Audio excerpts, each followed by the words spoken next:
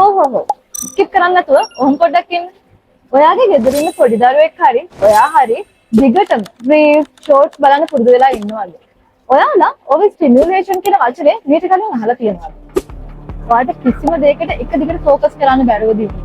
එහෙම නැත්නම් ඔයාට විසිරම ලොකු අපහසුතාවයක් දැනෙනවද? නැත්නම් ඔයාට පොඩි දෙයකට ඉක්මනට කේන්ති යන කෙනෙක්ද? නැත්නම් ඔයා හැම දෙයක් ගැනම ඕවර්තින්ක් කරනවද? මේව තමයි ඕවර් ස්ටිමියුලේෂන් එකේ සිම්ප්ටම්ස් කියන්නේ.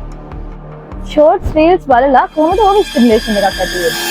ඒකට හේතුව තමයි ඔයාලා පොඩි කාලයකදී ලොකු කන්ටෙන්ට්ස් ප්‍රමාණයක් ඔයාලගේ මොළයට දාගන්න එක. විනාඩි 30කට ඔයාලා රීල්ස් 30ක් බලුවා නම් ඒ විනාඩි 30 දී වෙනස් කන්ටෙන්ට්ස් ගොඩක් ඔයාලගේ ඔළුවට දාගන්නවා. ඔයාලට ඔය ස්ටිමියුලේෂන් එකෙන් මිදෙන්න ඕන නම් ෆෝන් එකෙන් ටිකක් ඈත් වෙන්න. ඔයාලට පොඩි ළමෙක් ඉන්නවා නම් එයාට ෆිෂ් කෙනෙක්, බර්ඩ් කෙනෙක්, ඩොග් කෙනෙක්, කැට් කෙනෙක් එහෙමත් නැත්නම් මෙන්න මේ වගේ ශාන්ත කෙනෙක්ව හුරු කරන්න. එතකොට කොහොමත් ෆෝන් එකත් එක්ක ගත කරන වෙලාව කොහොමත් අඩු වෙනවා.